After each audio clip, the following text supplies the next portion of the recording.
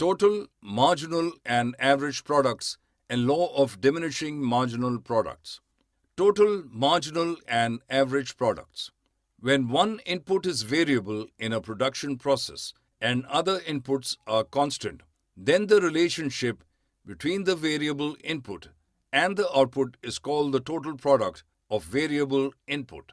This is also called total return to or total physical product of the variable input. Marginal product of the input is the proportion of the change of the output in every unit by the change of the input when all other inputs are constant. In any level of production, the summation of the marginal products of every unit of that input shows the total product in that production level.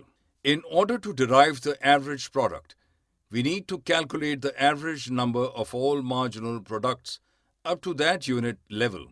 This is called the average return of the variable input as well. Law of diminishing marginal products. It shows that after a specific point, despite increasing one factor input, while others are kept fixed, the consequent increase in output in the level of the production will be ceased and it will start to decrease. At the time when it is seen that the variable input has been increased in such a quantity where the production process becomes so crowded, in that position, the output will not get the proper chances to grow while other inputs have been kept unchanged from the beginning. Law of variable proportions in marginal products. This law shows the same like the law of diminishing returns by pointing the marginal product of variable input, which after a point of employment starts to fall.